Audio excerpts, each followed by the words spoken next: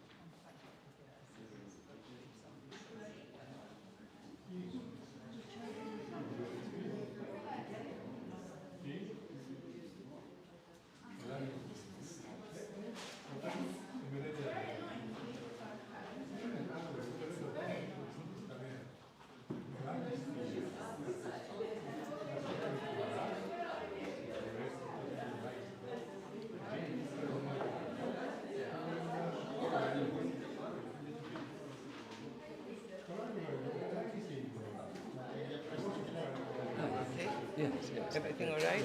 Light, etc.? Yes, absolutely. Okay. Okay, we'll wait a bit more, Sure, if of you don't course. mind. No problem. I'll put the water right here. Yes, thank you. Just make sure do not, I know it's a lot of cables. No, no, of course, no. Don't trip. Yes, go ahead. I said because I tripped myself.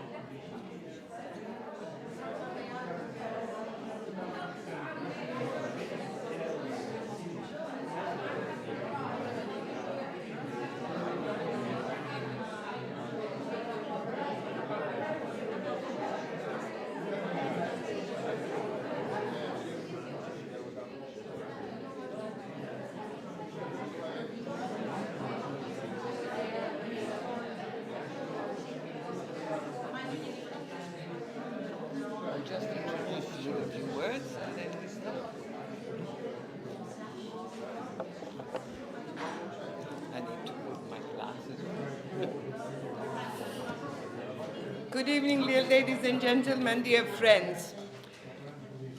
Thank you for coming to tonight's lecture by Professor Paul Stand Cassia, Professor of Anthropological Sciences in the Faculty of Arts at the Mediterranean Institute of the University of Malta. After graduating in philosophy in Malta in 1976, Paul Stand Cassia went to Cambridge to do an MPhil and a PhD under Professor Sir Jack Goody. He conducted his PhD in field research in Cyprus. In 1981, he was elected a research fellowship at Christ's College, and then he did research in Australia for the Commonwealth Government on migrant and refugee youth unemployment. Later on, he researched in Tunisia property and marriage patterns. In 1985, he was appointed to a teaching curatorial post at Cambridge, responsible for the redesign of the anthropological displays and galleries at the Cambridge University Museum of Archaeology and Anthropology, which opened in 1990. In 1991, he launched his first book, The Making of the Modern Greek Family, Cambridge University Press, and a year later moved to the Department of Anthropology at Durham University. 1992 to 94, secondment to Malta to establish the Anthropology program and founded the Journal of Mediterranean Studies. Later on, he was appointed reader in anthropology at the University of Durham, and in 2009 resigned from the Durham post to take up a professorship at the University of Malta. His other fields of research were in southern France on local elites and patrimoine, other teachings and visiting professorships at Paris, Nanterre, and Aix-en-Provence, other publications, jointly edited work with Thierry Fabre between Europe and the Mediterranean, The Challenges and Fears, monograph, Bodies of Evidence, which looks at the way the issue of missing persons whose bodies were never recovered was framed in the Cypriot society. Other published articles and books and chapters on banditry, property transmissions, and matrimonial tragedies, art, psychoanalysis, and ethnomuseology and Mediterranean anthropology gave him a fantastic reputation as an anthropologist. For 10 years, from 1998 to 2008, Paul Stand Cassia was editor of the journal History and Anthropology. So his research interests were anthropology of Mediterranean societies, anthropology and art, kinship studies, and political economy of memory. I'm not going to say any more, you're bored with me, so I'll give the floor to Professor Paul Stand Cassia. Thank you very Please.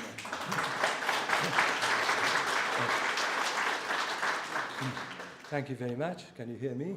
Is it all right? Well, I'd like to, of course, to begin by thanking Rita and Costa Severis for this kind invitation and for all of you for turning up. I suspect it's a larger number than the people who've read my work because we write stuff not expecting anybody to read it, but in any case. So what I wanted to do today is to explore this issue of mixed marriages and religious conversions. Because many multi-ethnic societies cherish an important myth, which is that the different ethnic groups were distinct, they lived side by side, but rarely intermarried and had distinct religious beliefs and practices. But the question is was that actually the case? Remember, David Lowenthal had mentioned, or his book, he said, the past is a foreign country. And traditional agro-literate civilizations or empires, of which Cyprus was a part, often permitted osmosis between the groups.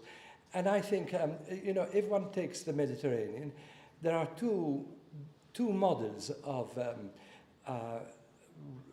ethnic relations and the state and ethnic relations, one of which is the Western model, which is Spain after the Reconquista, which I call the pressure cooker model, which is to get all the different ethnic groups, cook them together, and then hope you're going to get one solidified soup, which is they transform, they expel either the Arabs or they send them off from Andalusia. They oblige the Jews to convert, etc., etc. And then there is what I would call the Macedonian salad, which is the model that you find in the Eastern Mediterranean, primarily as a result of the Ottomans, which is that you have different types of fruit in a salad, but they're all distinct. And what I want to try to explore is the relationship between these different types of fruit. Now, let me preempt my talk by basically suggesting that invisibility, the invisibility that we allocate to, for example, interethnic marriages, is a social construct. In other words, there are things that we see and things that we don't see. And there are things that are visibly invisible and invisibly visible. And I'm going to try to explore this. And I want to begin by taking, and in fact my paper is, or my presentation is divided into two parts, which is to take two critical areas of social life, one of which is the circulation of women as spouses, and the second is the circulation of religious practices, which I would call the circulation of women as mothers, that is, as carers of their families in search of cures when things go wrong, as they inevitably do. Now, both have a certain type of invisibility, but the invisibility, I would suggest, is in fact inverted. We'll look at that. Now, before I should mention that this is a type of synthetic account. In other words, I'm looking at what I know to be the historical evidence, or the historical evidence that I know, but I'm also going to be looking at other examples of a similar type of situation, primarily in Crete, because you did have that type of settlement and transformation of island societies, like in Crete, as happened in Malta. In Cyprus. Now, let me begin by saying what actually, or posing, and I'm going to begin, in fact, by looking firstly at popular religion, because I believe that popular religion at the grassroots provided a type of cover for a type of mixing of religious practices, and indeed also shared places of supplication. Not necessarily in the main centers, but usually in the countryside and so on and so forth.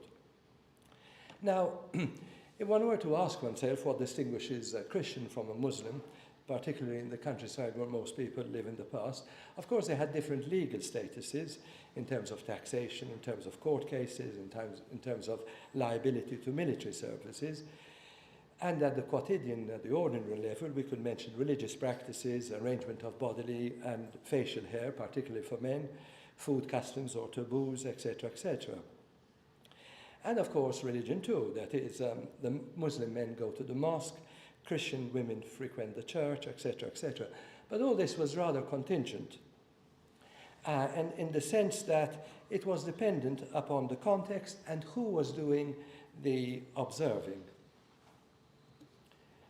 Now, I want to begin, as I said, by looking at religion and posing an interesting question, which is, religion has what Jack Goody called, always has a kernel of doubt. You can never be sure whether your supplications to the gods will be acknowledged and answered. And therefore, there's always a constant search for effective resolutions and consolidations. Now, the other, of course, important feature of any religion is that, or any belief system, that nobody is naive. In other words, including in so-called traditional societies, individuals often doubt that a promise, whether a promise for a religious cure, can be realized. Now, when you have two religious systems that coexist side by side, there's often a separation at the top formally and at official places of worship, but a mixing at the grassroots. And there's a type of mutual accommodation between these two religions. Now, let's look at this type of accommodation, because actually there is accommodation and competition.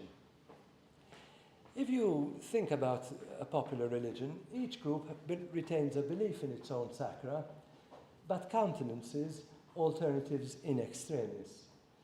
And in turn, the recourse to the sacra of others confirms the latter's estimation of the transcendent power of their own site or of their own relic, practice, or personage. So you have a type of competition in alternating credulity and skepticism to cater for the so-called kernel of doubt, because you can never be sure whether your supplications to the gods will be acknowledged and answered. And you can see this. I mean, the interesting thing about all is that the multiplication of shrines, the multiplication of places of worship, because people are peripatetic. They perambulate. They go from one shrine to another. They make an offering in one place. It doesn't succeed. They might go to another. And so there is a type of production of the sacred throughout a religion. Religion's trajectory. Some shrines go out of favor, other shrines develop, become much more popular, etc., etc. So you have a type of competitive production of miraculous signs. And let's recognize that religion also has entrepreneurs. They produce, especially at the grassroots, at the poorer levels, to appeal to the public. And usually what is interesting about traditional religion, especially in the Eastern Mediterranean, is the whole notion of revealed secrets, or more precisely, revelations that conjure secrets. And I want to suggest that actually the whole concept of a secret is, in fact, based upon the whole notion of revelation. In other words, a revelation, in inverted commas, creates a secret. Let's take some examples of secrets, of things hidden, an icon or a sacred book revealed through a dream. A lot of, even in the Aegean, you have a lot of these stories. Identities concealed or misrecognized society. And I call this a type of mercurial competitive metamorphosism. In other words, there is a competition between these two religious systems, and it's rather mercurial. So in Muslim accounts, Christian hermits reveal themselves at their deathbed confessions as crypto-Muslims, attracting new Muslim pilgrims to a pre-existing Christian site, whilst Christian supplicants to miracle-producing Muslim sanctuaries justify their participation by, quote-unquote, discovering an original Christian connection and fabricating a suitable legend. In fact, if you look at crypto-Christian stories, Hodjas are secretly ordained priests by archbishops, etc. So there's a type of mimetic desire born out of insecurity. Now let's take an example of this, because so extensive was this intermingling that in 1760s Larnaca, Mariti couldn't easily decide whether a joint place of worship was at either a chapel or a mosque. And if, as Frederick Hasluck noted, the difference between a Mohammedan and a Christian saint thus reduces itself largely to a matter of names, here even the appellation was shared. Let's, of course, recognize too that even village names in Cyprus do not necessarily provide an indication of the religious composition. We have Turkish villages named after Christian saints, Aios Epiphanios in Nicosia, Aios Evstatios or Stavrokonnou in Paphos, etc. Let's take a particular example. Here's,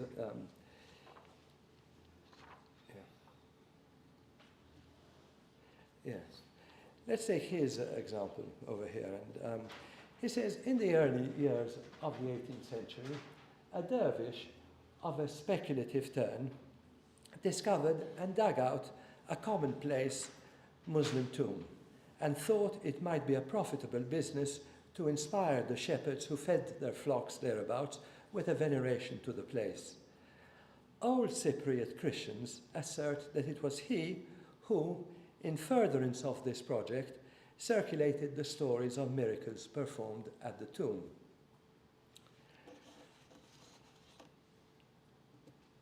But what exactly is taking place over there? Because Mariti's demystification through the disclosures of skeptical contemporaries seems reasonable to our modern sensibilities. We have an unveiling is performed to a quote-unquote Christian exposure of Muslim fabrications of counterfeit miracles. So that tells us something about that each group is competing for signs of numinous intervention, and they have an interest in demystifying the sacra of the other.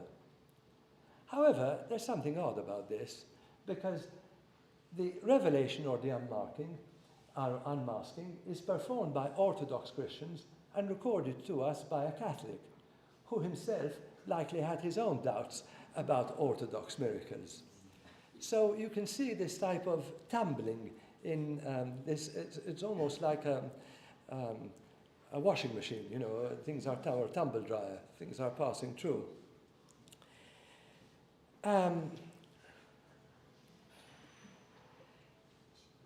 Now, so what it tells us is that the revelation of the other's fake creates one sacred fakeness, which to the others, of course, is a fake too. And I want to quote something from a very interesting American anthropologist called Michael Taussig, who says, all along, revelation was part of the secret, and the fakeness of the fake and its inauthenticity turn out to be not easily settled. For the exposure of one's fake sustains one's own cherished sacra. In fact, even Sir Harry Luke, in a type of semi-Orientalist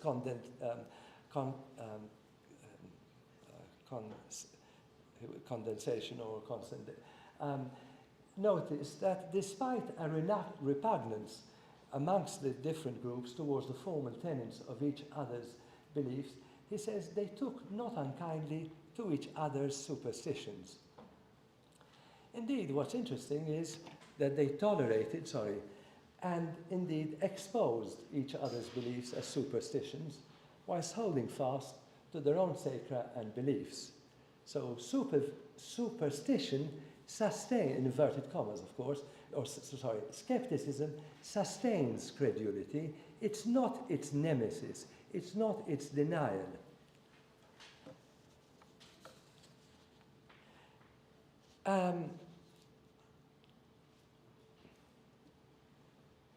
So the kernel of doubt sustains a constant search for relief across religious boundaries.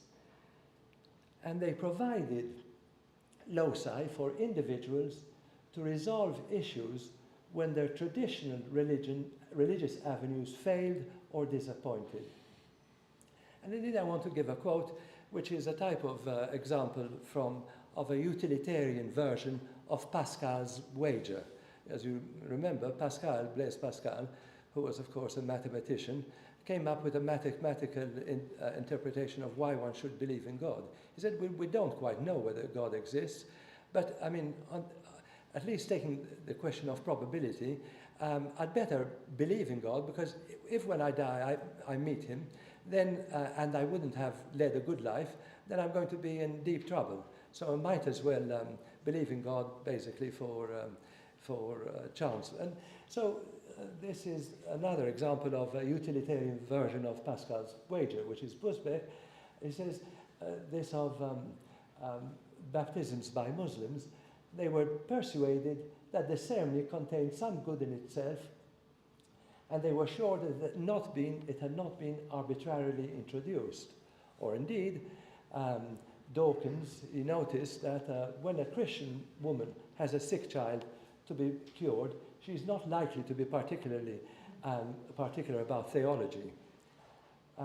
And of course, what's interesting about this is that there were even, for example, the so-called mamudes, that is, midwives.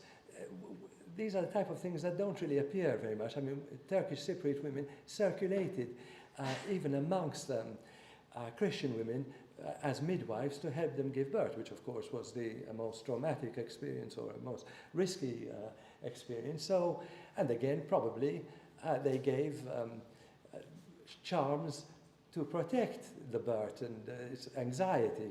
Basically, religion is anxiety. So you concentrate on a particular item, you get a little icon, or you get a little saint, or you get some little script, Islamic script wrapped up in something, and that's going to protect you. So you had this circulation of women involved in these type of shared places of supplication. And another example, of course, of this was incubation. That is, you go to a place, you spend the night there, and you hope to have a dream or something like that, or to get some sort of cure or some sort of resolution for your particular problem. So you have a type of inconspicuously conspicuous female transcending of religious divides, moving from one shrine to another. Now, I gave this example because this provides the basis for both popular religion and the circulation of women as spouses to shared places of worship. And in fact, my main part of my talk is going to be on mixed marriages and conversions. But I wanted to place this as a sort of context to point out that women were circulating at the grassroots across religious divides. So if there are religious divides which are being transcended in terms of relief, religious relief and so on, let's look at how women circulated, if they did, because I think there's a sleight of hand over here, how women did circulate through intermarriages, if there were any. So let's begin with that. Now, there are 3 points of entry to any group in a traditional society, either by religious conversion, or by marriage, or by adoption or filiation. And the good example of this is the Defshirme, the collection of children and so on. Now, the common Greek Cypriot perception of the past is that whilst people are prepared to acknowledge conversions, and usually as a result of force majeure, the popular belief is that intermarriages were rather rare. Now, is there a relationship between acknowledged conversions and denied intermarriages? And perhaps there is. Now, let's begin by noting that groups tend to compete for women, who are their prized assets. So a marriage outside the group is considered a loss, and an incoming woman from another group is considered, quote unquote, a gain. Let's recognize that. Now, Islam, as Lucette Valency points out, is the easiest world religion to enter because it merely requires the recounting of the witness. You don't have to go through being instructed by some bishop who then about the niceties or the complexities of Christian belief in Islam. You just have to recount the witness, so to speak. There's only one God but God, and God is the prophet. So consequently, not all converts to Islam in the early modern Mediterranean fully knew what they were doing, and especially if you came from a rather simple or rather basic village background. And like North African apostates returning to Europe, Eastern neo-Muslims, and I'll be using this word neo-Muslims in contrast to paleo-Muslims, could probably declare, I believe in God the Almighty, and then Muhammad seated at his right hand. And I'm using the Nicene Creed over there, without entering into any cognitive dissonance.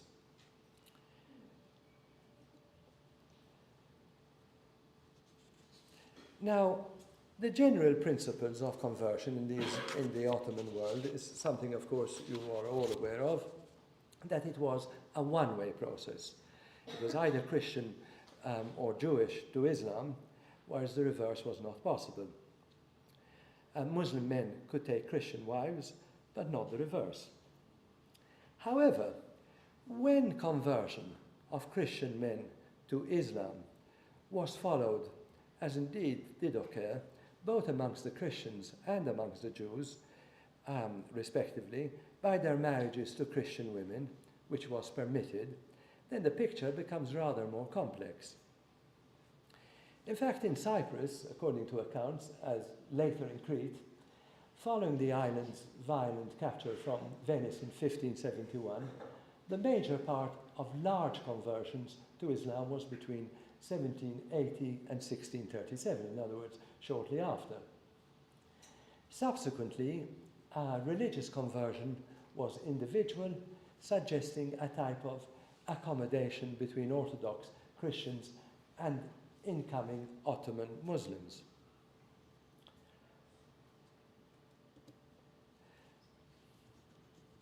Now, there were different arguments, of course, which have been evoked both in the literature and indeed in popular discourse, and one of them is the force majeure argument, that is economic conversion. And people often say to escape from paying the haraj or the capitation or military exemption tax or debt release. However, that was likely to be resorted to by the very poor and by men. This is by far the most popular evoked rationalization amongst contemporary Greek Cypriots, thus also evoking the dominant historical trope of Ottoman oppression. However, there was other equally likely motivations, and one was social mobility. Now, the interesting thing about the Ottoman Empire,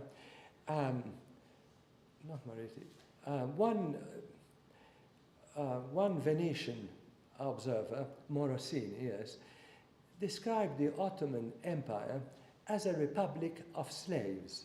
Now, usually we concentrate on the latter part, the slave part, because obviously of the Sultan, etc., etc.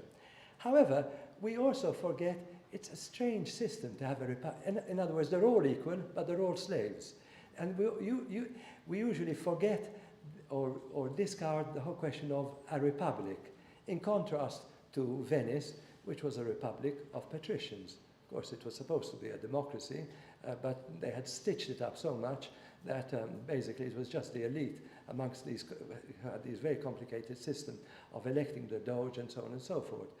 Now, there was something very, very distinctive and different between the West, say if we take Venice, and indeed the Ottomans. In Western societies, any apostate had no chance of social mobility. Basically, they remained very much at the bottom. There were some cases of Jews becoming inquisitors, but overall, they remained at the lower levels. Whereas in the Ottoman Empire, most of the Ottomans co-opted people. They converted people and they co-opted them, and usually they rose to high positions. Most of the admirals and so on were in fact apostate Christians, Greeks in most cases. The Karamanlises in Libya were basically from the Greek world, and so on and so forth. So, and we know this. So there was so social mobility was a rather attractive attractive option for the ambitious.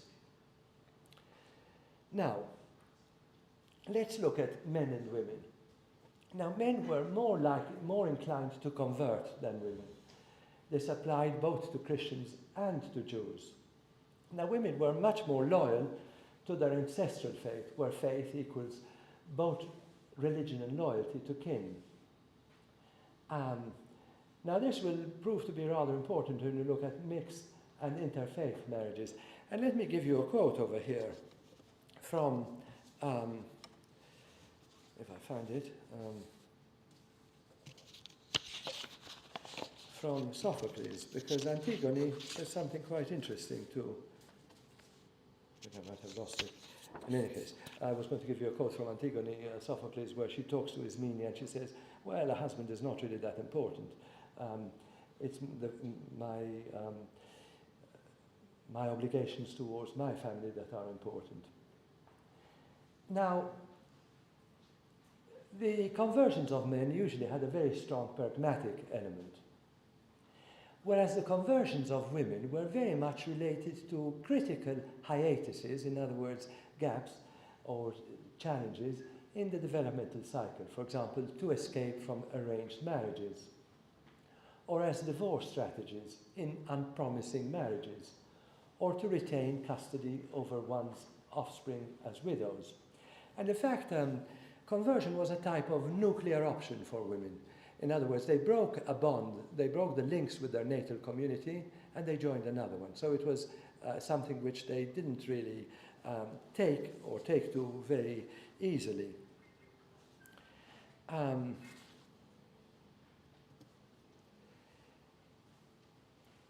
Now, the interesting thing is that conversion, we have to, if we have a system like we have in the Ottoman, where you have nesting legal systems, in other words, you have church law, which applies to the Christians, you have Ottoman law, which applies or is theoretically available to everybody. So people could do legislative shopping, as in fact the modern world does. You know, people either go to one country for fertility treatment because it's not accepted in another country, in their own natal country, etc., or they get divorces, they move from one country to another to resolve difficulties in their personal status. So what's interesting is that for women, conversions could be both a means to divorce within one's own community and to remarry within one same ethnic pool, but outside its religious boundaries. And there are good examples of this, both from Christians and from Jews. In other words, a woman who is in an unpromising marriage is interested in a particular person who has converted. So what she does is she converts, and then, because the interesting thing is, a woman couldn't be married, a Christian woman couldn't, or rather, a Christian woman who converted was obliged to either tell her husband that, and inform her husband that she has converted in front of the Qadi and so on. And the husband couldn't remain in that marriage unless he converted, because a Christian man could not be married to a Muslim woman. So it was a shortcut to getting a divorce. And it was also a means, therefore, oh, I'm interested in somebody else, another Greek guy or another Jewish guy who's also converted, and therefore we can get married. But the point is, it raised an interesting question, what are these children? Are they Christian, Muslim, or Jewish? Because they're being brought up by a Christian mother or a Jewish mother. So their culture is likely to be either a mixture of either Christian or Muslim or whatever. Remember, women are, to a certain extent, especially in Islam, somewhat separated from the formal world of men and Islam. Do you follow? And indeed, Jennings points out that the conversion of women to Islam might have been a means to escape from unhappy marriages. The converted women, whether previously married or not, easily found husbands. So some conversions were therefore legal strategies, not necessarily motivated by religious motives. And as I call it, was a type of radical legislative shopping to solve domestic problems. And it was a feature of this type of nesting religious systems within agro-literate polities.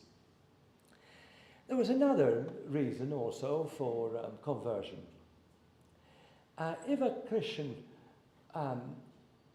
woman was in a mixed marriage, and quite often, you know, I mean, in traditional societies, of course, there are a lot of orphans, and we don't have many orphans nowadays, because we don't have that many children, and people live for much longer.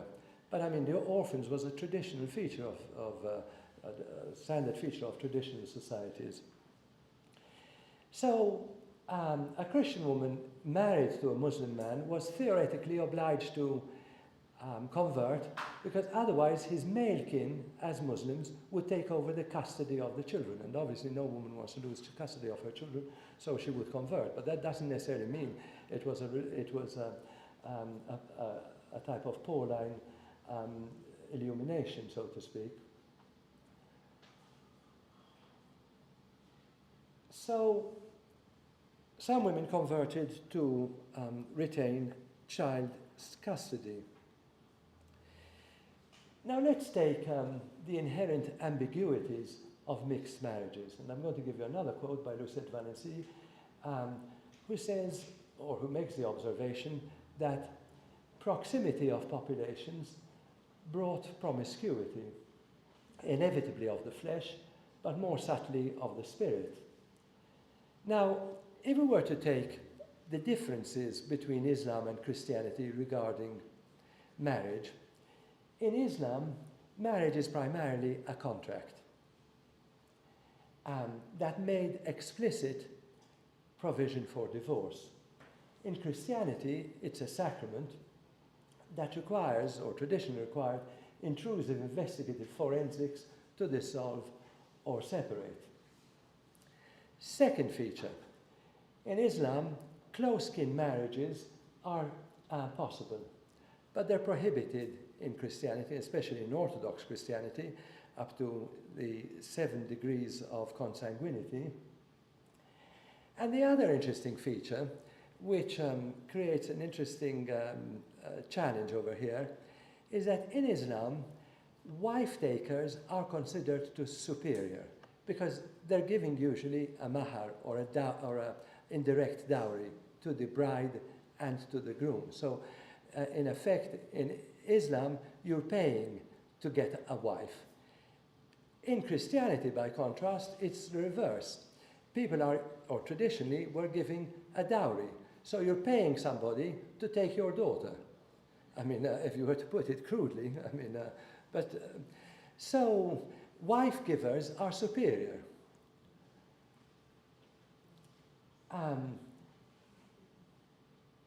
And now there's also another interesting challenge.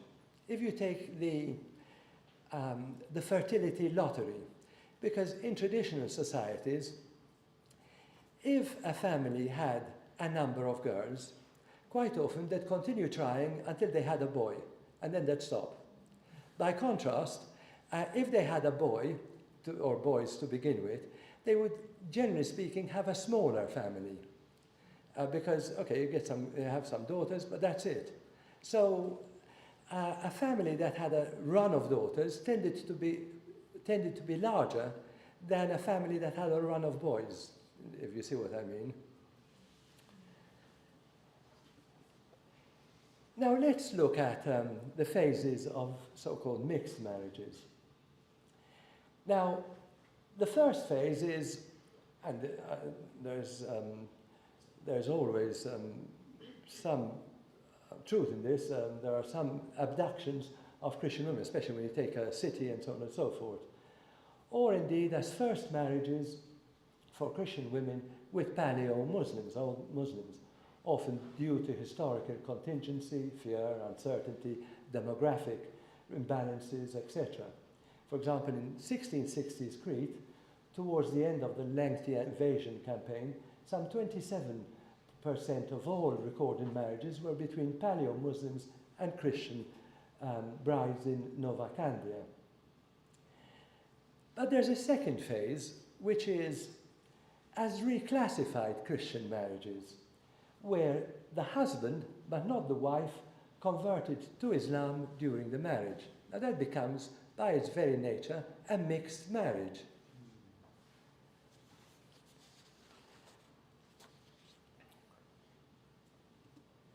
Now the third phase is you've got to ask yourself, what happens to the offspring of the above? Who do they marry? Now the answer is, some of these children of these mixed marriages take Christian wives, which is legally possible, or the daughters of male converts to Islam. For example, again in Crete, some 37, nearly 38% married either converts to Islam or daughters of converts to Islam.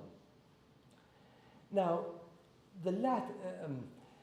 in Cyprus, the marriages of Muslim men, and Greek Orthodox women was, quote unquote, certainly not uncommon.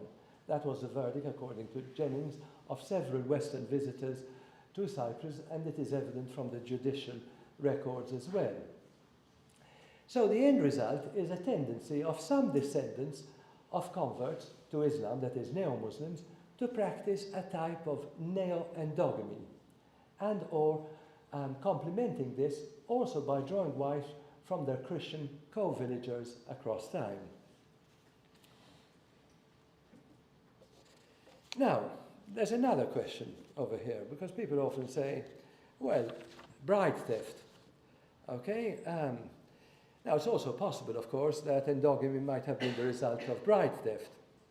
In fact, there's a very common saying that between kinsmen, there is no proxenia, there is theft.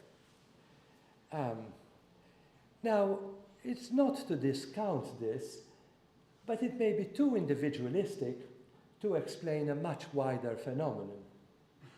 Now, you probably know from Herodotus that actually he starts his account of the Trojan War by giving an account of this girl who is, quote unquote, kidnapped by some Phoenician sailors. He says it all starts this way.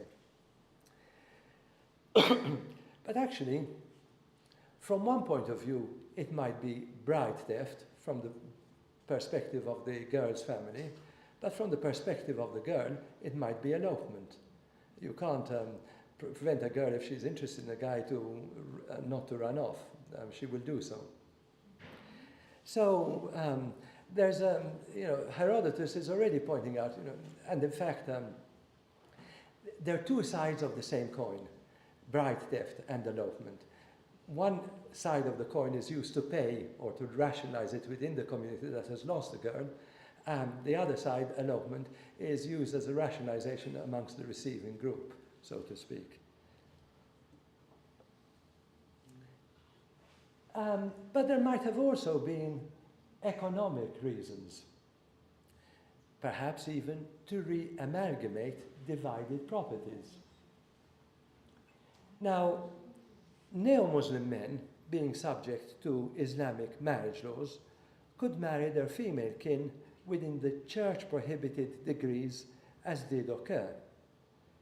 Now, the interesting thing is, okay, so you could marry your kinswoman, your second cousin, but if you had become a Muslim, you had a right to that property you inherited, but not to any, because Christians and Muslims couldn't inherit from each other. So if you had received prior to your conversion some property, that was yours.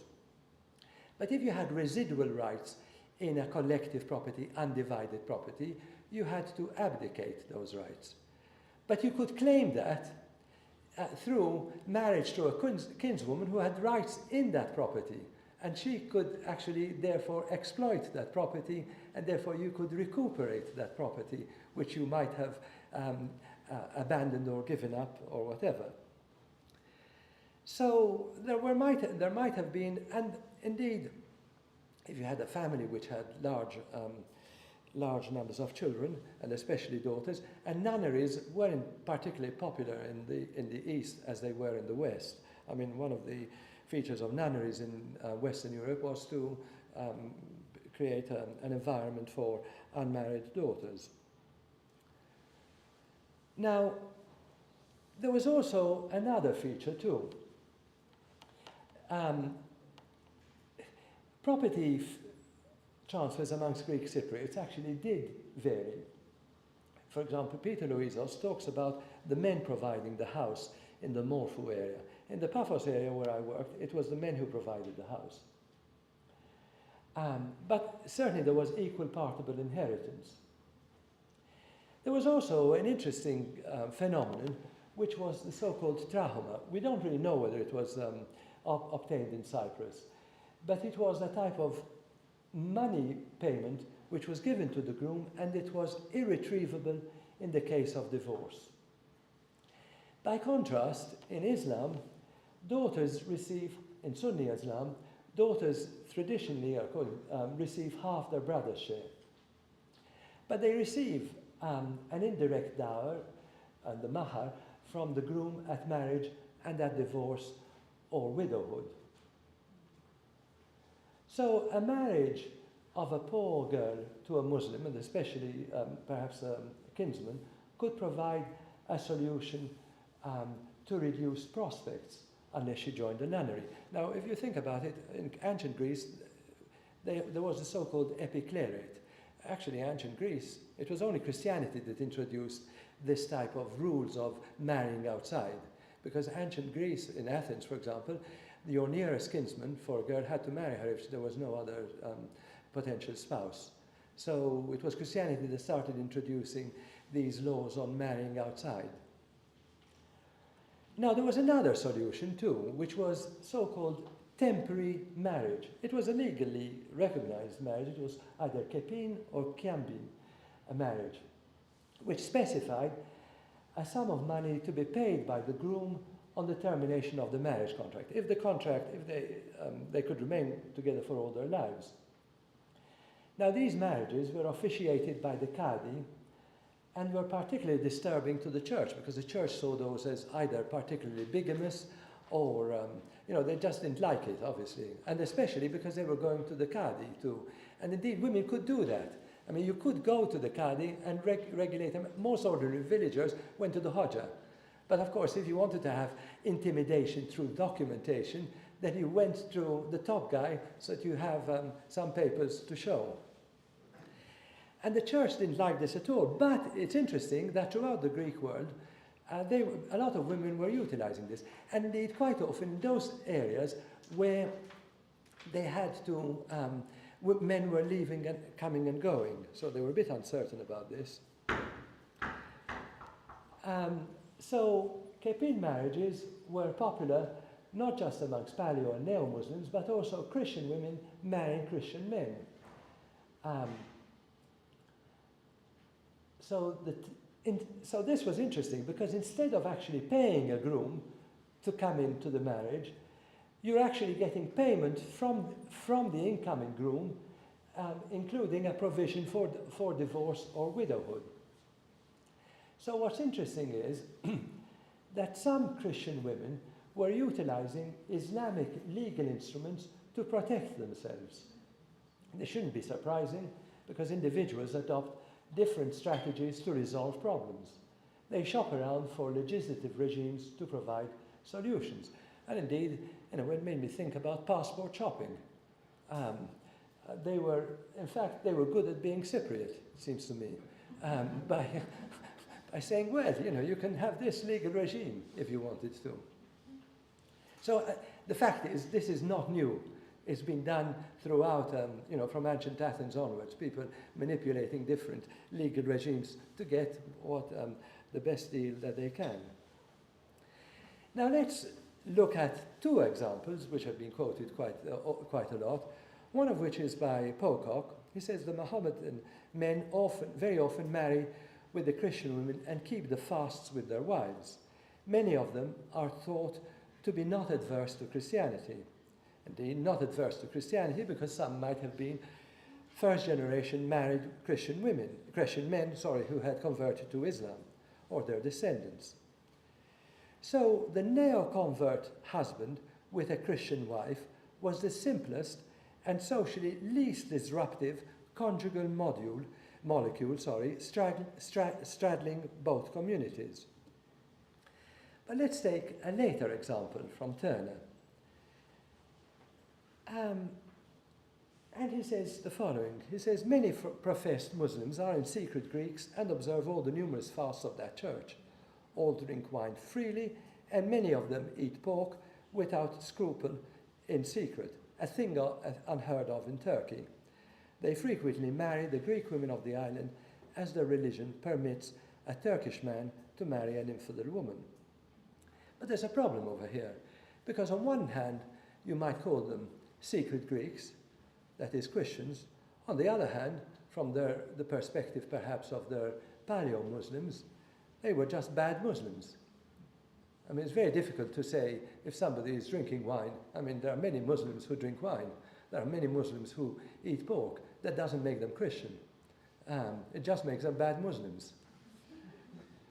Now, there's another interesting fact. If a mere traveler could discern that the former were parading as the latter, that is, bad Muslims, secret Greeks were parading as bad Muslims, then this was a public secret that most were aware of, including the Paleo-Muslims and the authorities. In other words, somebody just turns up and spends a week over here and says, oh, this is a secret, it's actually, everybody knows it.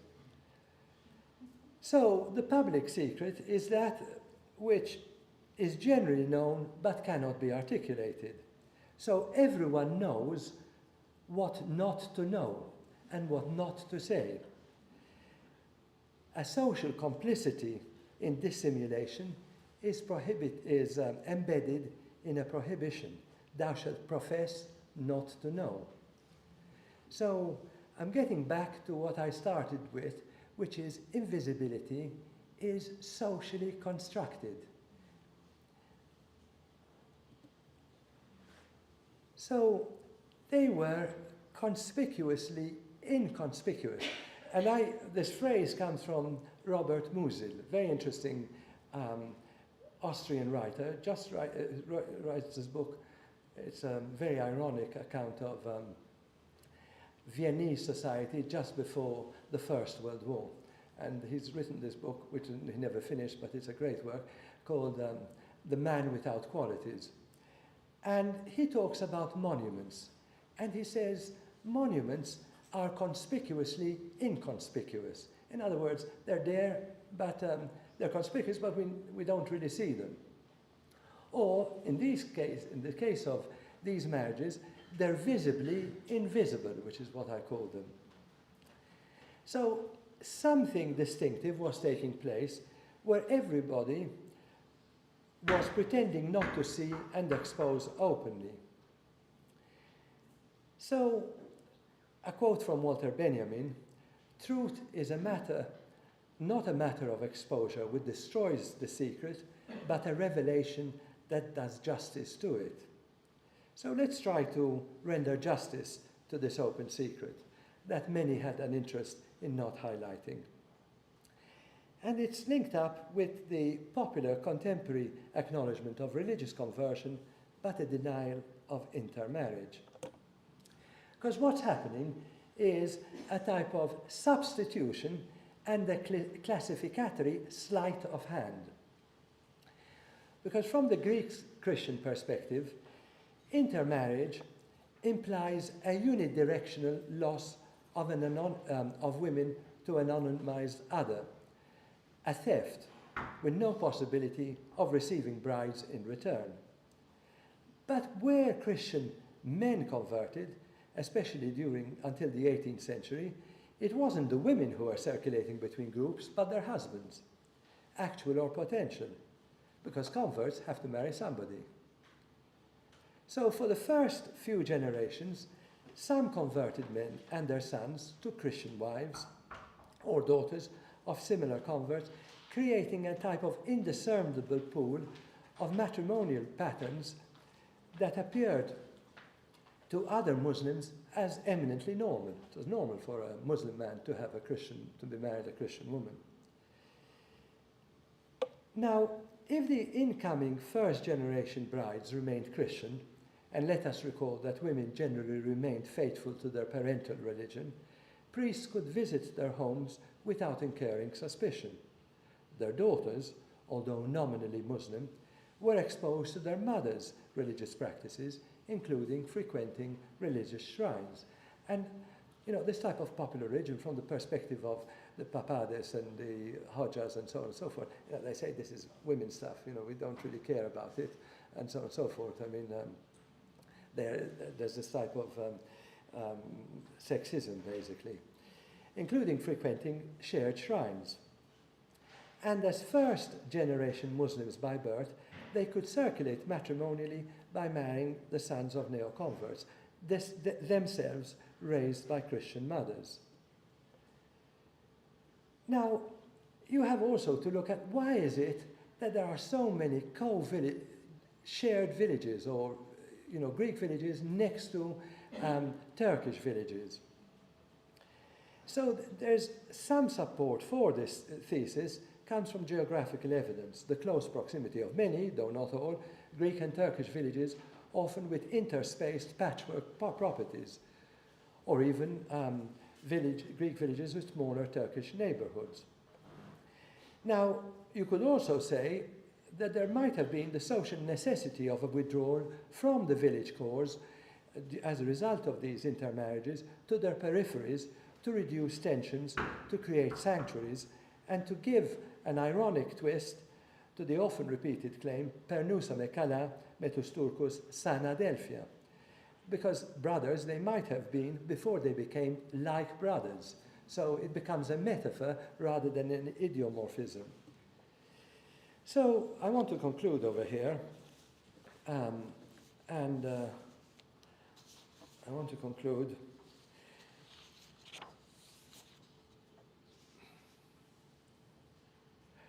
interfaith marriages are dismissively marginal if approached from a nationalist a priori expectations of endogamous, self-reproducing groups with distinct, consistent articulations of religions, languages, and cultural practices. Conversions and what you can call compensatory intermarriages with one's ex-co-religionists are often individual tactics of the weak, quote-unquote, determined by the absence of power, just as a strategy is organized by the postulation of power. Even extensive bride theft, which is a popular trope, was probably a popular subsequent condonement rather than a rationalization. But if we have little difficulty in lending credence to zimmi, that is non-Muslim, female slave conversions and their subsequent concubinage to ameliorate their fate, itself an important example of the circulation of women, why should we be surprised if individual men or women in difficult, unanticipated circumstances, or even with motivations of social mobility, also converted or intermarried, but tried to mitigate the implications, particularly with their natal communities? Because I want to suggest they were small, but it's significant, and we don't really see them, that conversion and intermarriages provided resolutions for the unanticipated. But the unexpected also has sociological significance, including when it is evoked as a legitimizing tactic by the actors themselves. So, thank you very much. I hope that was of interest to you.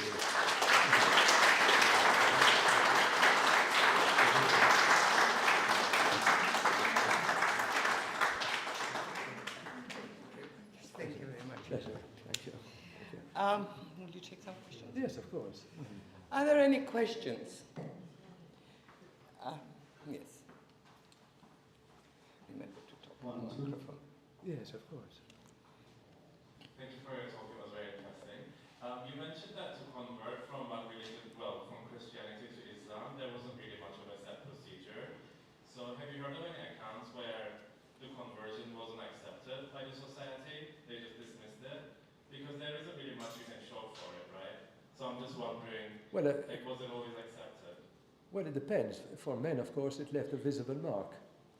Correct. Very true.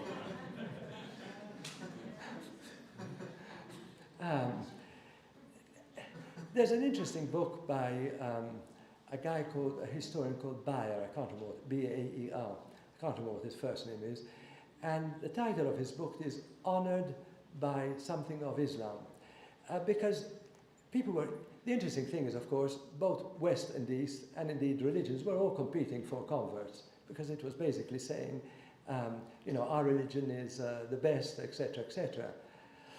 I haven't heard of many examples, or come across, heard is the wrong term, but come across any examples of Christians or Jews being rejected in terms of conversion.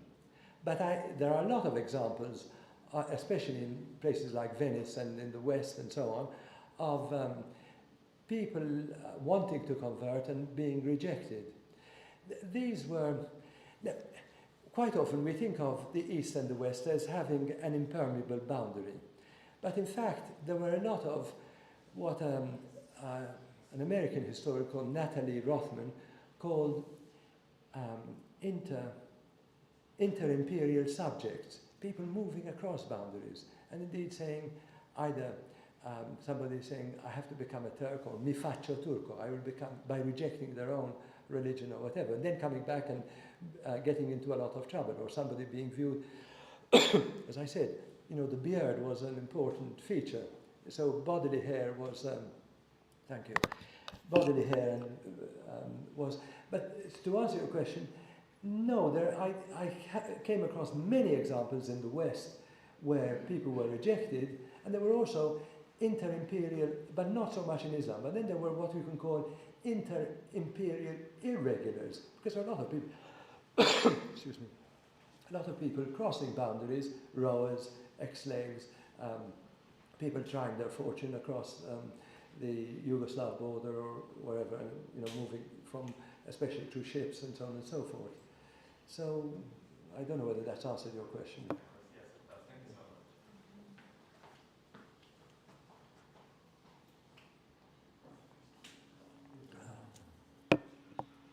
Thank you. I want to apologize first for my occupational deformation. I'm a political scientist, so I'd like to look at patterns.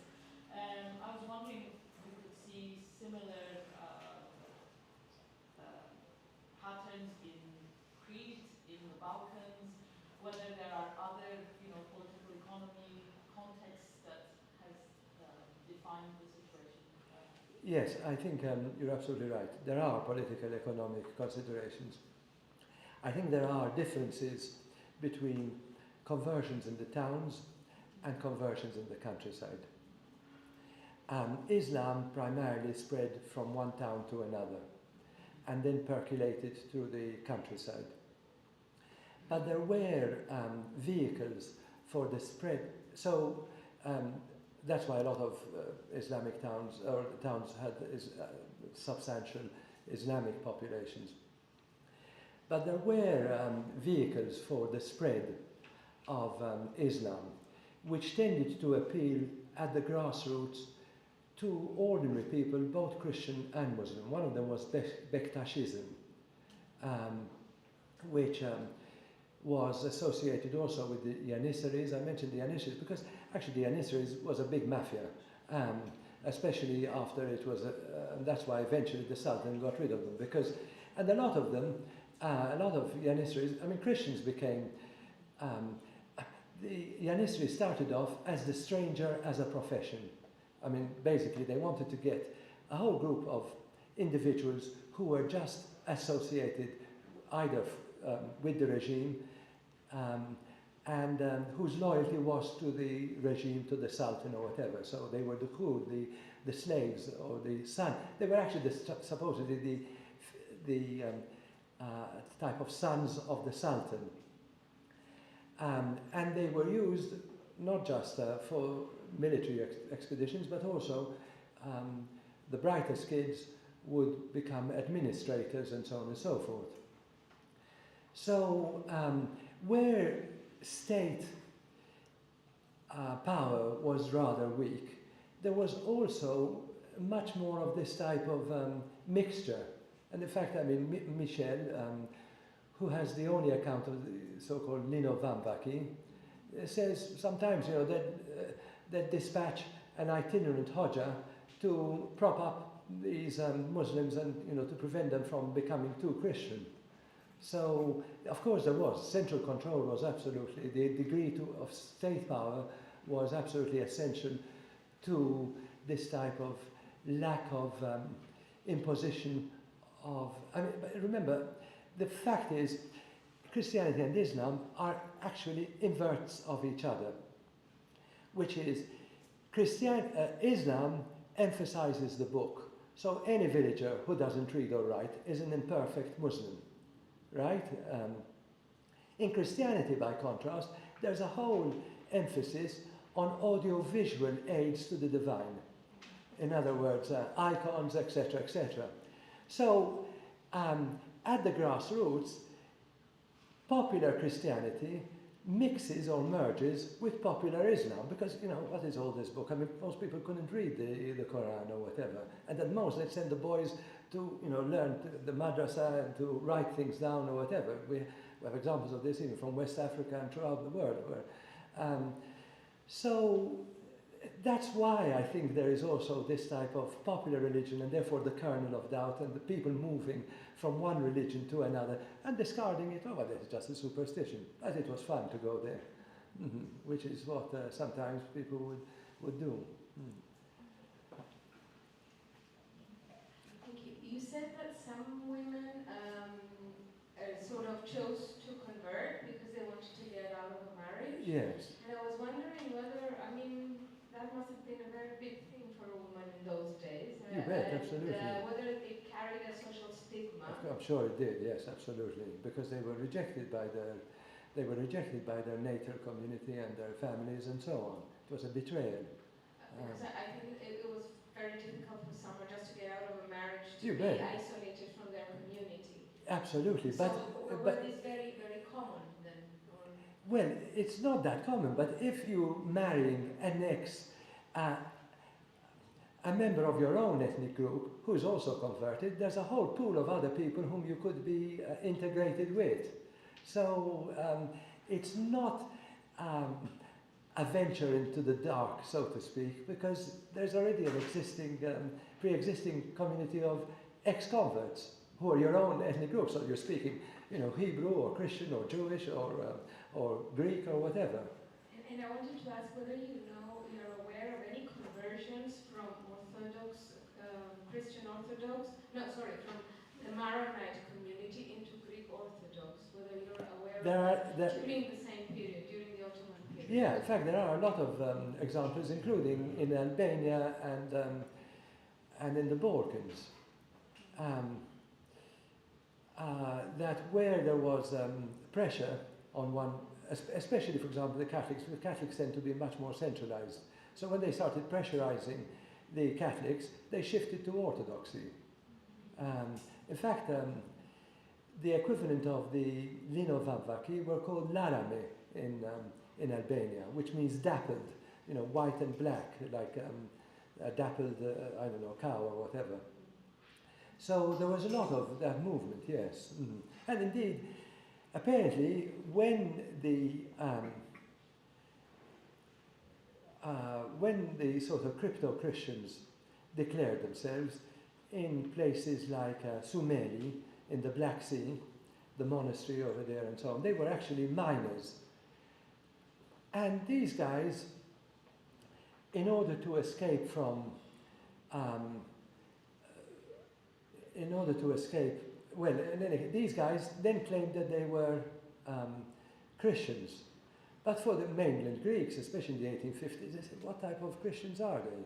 You know, some of them were even boasting, we were such good Christians, or so good at concealing our identity, that we even had 2 wives, which is not a very Christian marriage. You know, one married to a Christian woman and another to a Muslim woman. So there was a lot of this, and what I was saying is that there was a big debate, apparently, over which denomination do the linovavaki belong to. And somebody told me, although I don't know if that's correct, that initially the Orthodox Church didn't really accept them. But, so it's a bit ambiguous.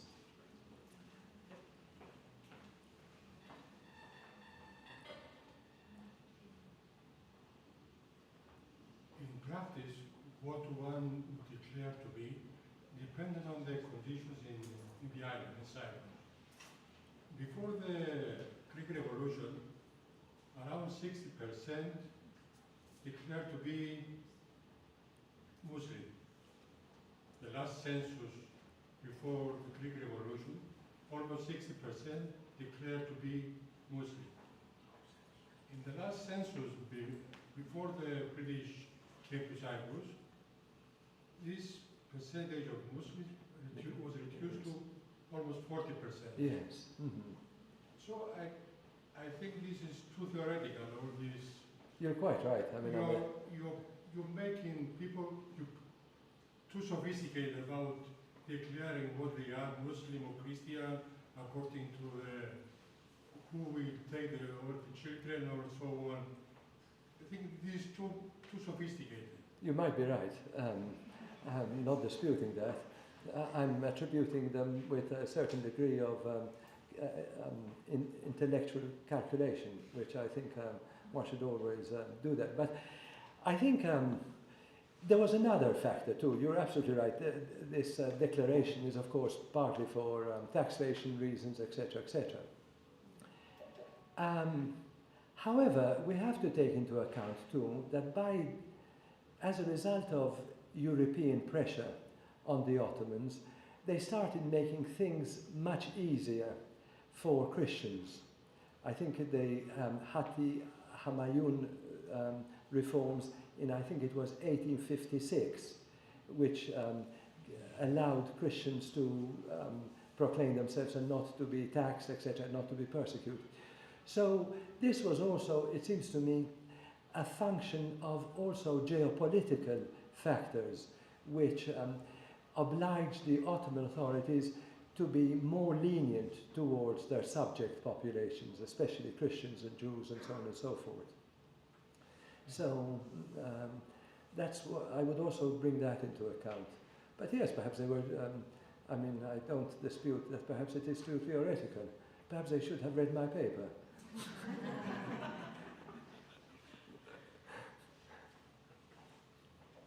I just want to give something more recent. I'm only 90, but I remember this area very well. In this area, this has been particularly a place of mixture of the Christians and the Muslims, and whatever changed and whatever did not change. My recollections are very vivid.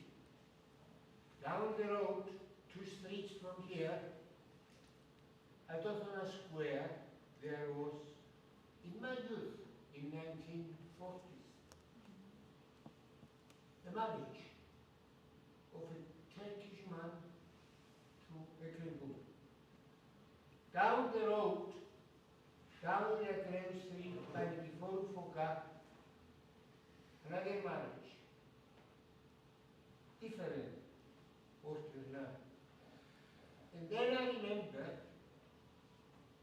a mixing spot. It was the water. Opposite the flour mill, there was, and there is, the remnants of a water spring. And there, all the people will go to get water. Of course, the ladies, the men were at the coffee shop. They will carry very heavy things on their shoulders to collect waters and quarrel about the intimate relations with the sexual lives of their husbands. But what I recall most vividly was an Ottoman woman, Emine, at the corner of Heracleus and oh God. Anyway, the house is gone. It's a garden now. It's a carpet. She was a convert. By the time she converted, she learned to speak only Turkish. She went to collect water. And I remember vividly the conversation, and the memory reminds me of a very proud woman. She quarreled with some other people there, and she said, I'm not going to talk to you in Turkish, I'll talk to you in Greek, so I will not upset you. Thank you.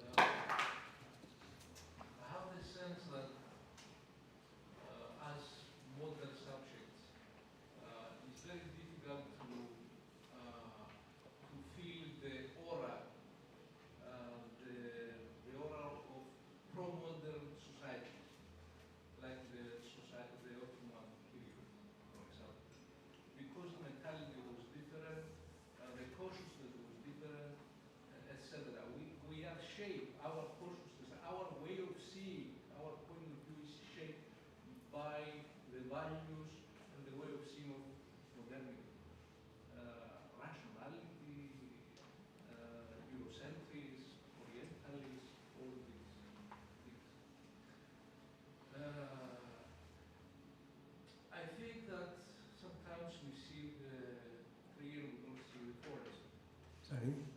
Sometimes we see the tree and we don't see the forest. I don't see For either, example, usually. in Cyprus, we say about the harmonic relations, the coexistence between Turkish and Greeks, Christians and Muslims. But we forget or we don't know that since 12th century, after the coming of the Crusaders, that after the trauma of the Crusaders, the religious elite realized that is coming the fall of the empire.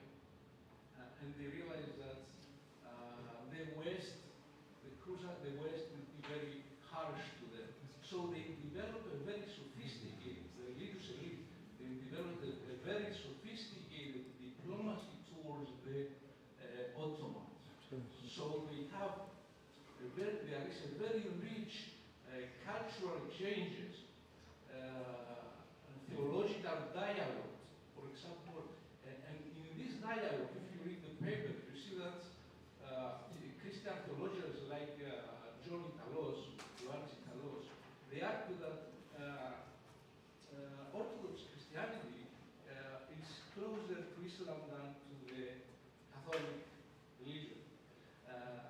We have also intermarriages between elites, the Byzantine elite. For example, John Cantacusinos married his daughter with a Turk, and we have this. And since the period of Voyages II, Voyages II gave to the Orthodox Church privileges that the historians that they wrote about. The Orthodox Church, even in the period of Byzantium, didn't have. So there is this. The Ottoman Empire was not. How can I say? The Ottoman Empire was tolerant towards Orthodox religion, very tolerant. Cyprus is a special case because since the Turkokratia, as the famous historian Benedictus and Lyzaitis say, the people in Cyprus, the church in Cyprus was Latinized and violent, very violent. And so these people that we have, these conversions, the Christians that we moved to, became Muslims, were mainly Latins. When the Ottomans came in Cyprus, they gave two choices to the people in Cyprus. You could be Orthodox Christian, or you have to be Muslim. You don't have to. The Latin religion was not accepted. Yeah, no, I think you're absolutely right. I mean, there was a lot of, and that's well known. I mean, there was a lot of resentment towards the Latin, the Venetian church, and so on. And I think you're also right that there was a great deal of theological sophistication amongst the Byzantine church, and amongst the church fathers or church leaders and so on. I don't dispute that, and I think it's really interesting. And of course, there were also movements, as you know more than I do, even amongst the Orthodox ecclesiastical elite, either towards Protestantism, some were much more oriented towards perhaps also Protestantism, others towards Catholicism, because some of them, of course, studied in Italy too. But I was talking about, ordinary people, in other words, people who living at the grassroots. And as you said, we need to, sometimes it's very difficult to appreciate that type of tactility that exists in ordinary, everyday religion. Going to the proskynesis. I mean, to be a Christian, you needed just to have a shrine, perhaps a cave, perhaps some icons, a capnisteri, some olive branches, say your prayers, light your candle, and that is an important and cherished ritual, really. You have to prove that you're Christian. Sorry? You have to prove that you are Christian, that you can read the prayer. Yes. Muslim doesn't request that. You hold that it's just two witnesses and that's Yes, it. yes. You are Muslim. It's a different religion. Hi, thank you for the talk. I really enjoyed it. I wanted to ask you, focus on your talk about how difficult it was for a Christian man to potentially marry a Muslim woman due to it not being permissible under the Ottoman Empire. But I'm really interested in how many folk songs there are in both Cyprus, Crete, and also the Trabzon area of Christian men being in love with and wanting to pursue Muslim women. Usually it's a bit of either a tragic or a comedic song. In Cyprus it tends to be comedic. And there are like folk tales or personal memoirs of Cypriot Greek Orthodox men marrying Turkish Cypriot women. And I wonder if it's just due to the biases of the Ottoman Empire of the time, if it's just something that is really difficult to quantify. Like we have like examples, like famous examples of Muslim men marrying Christian women, but we only have these folk songs that kind of imply that anything, like the opposite could ever potentially happen. Yes. Yeah. Yes, that's a very interesting question, and I suspect folk songs are often dealing with areas of transgression, areas of tragedy, as you pointed out, areas of comedy, and also the forbidden is always attractive, of course. As Oscar Wilde said, I can resist everything but temptation.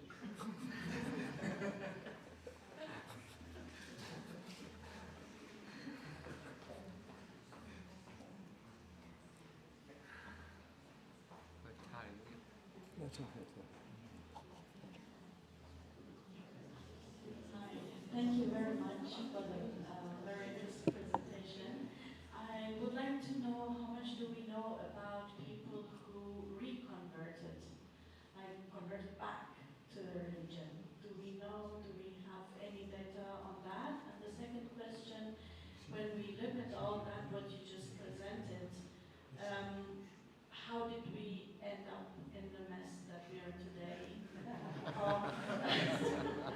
Claiming to be only Turkish or being only Greek, and when did it start? Like which date, which period?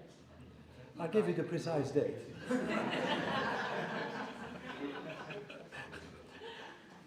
No, apostasy, both for Christianity and for Islam, was very, it was a one-way road. I mean, of course, you have examples, and you also have examples of even saints refusing to change individuals who become saints by refusing to change their religion and so on. But overall, apostasy was always condemned, and you could get into really serious trouble. There are accounts, in Ottoman accounts, of people being hauled before the authorities, and but usually it was if they had travelled to another place, and then somebody had noticed them and said, "Well, I know this guy, and he was previously a Christian. Now he's a Muslim," or vice versa. So it wasn't something you took lightly. As regards the other question, I can't answer it, and I don't think any of us can. Well, divide and rule by the British. Yes, of course. I mean, I think. I think we'll have two more questions, and we'll then go and have a drink. Yes, let's take something haram. Thank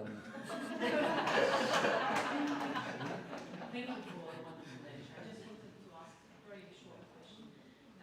Do we have information on mixed marriages in between Armenians and Turkish Cypriots, since they had a common language and lived in the same neighborhoods? I have to say, I don't know anything about that, honestly. I mean, I don't know anything. So I'd be really interested to learn about that. I haven't looked at it. Mm-hmm.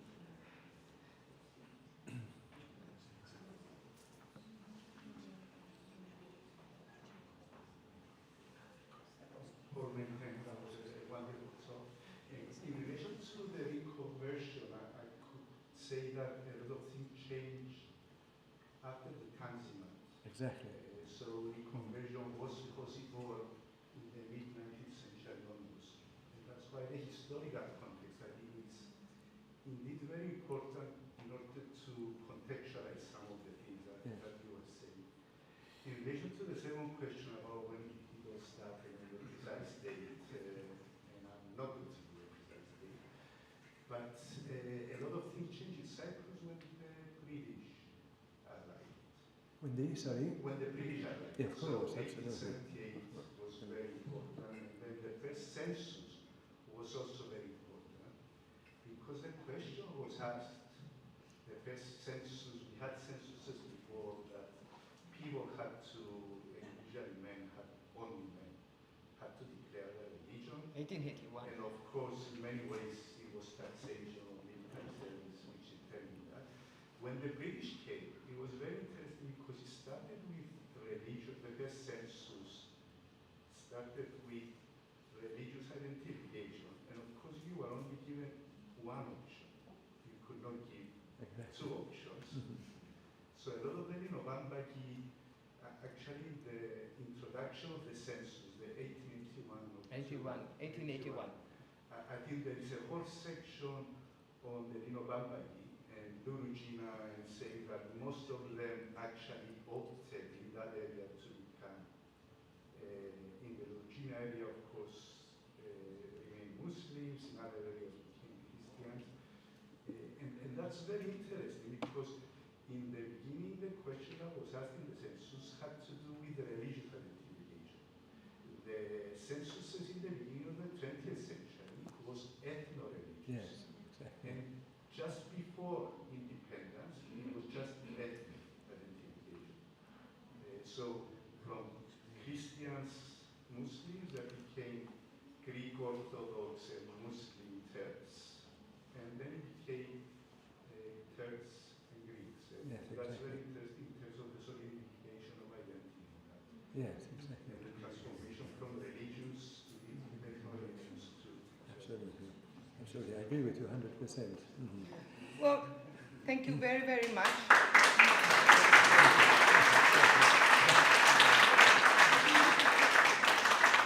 Paul will be going into the foyer where we can have some wine and you can meet in person our speaker, and if there are more questions, you can discuss things there.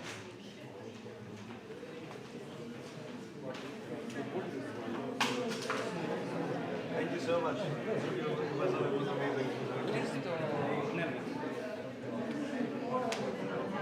That was very good. Thank you very, very much. Bye.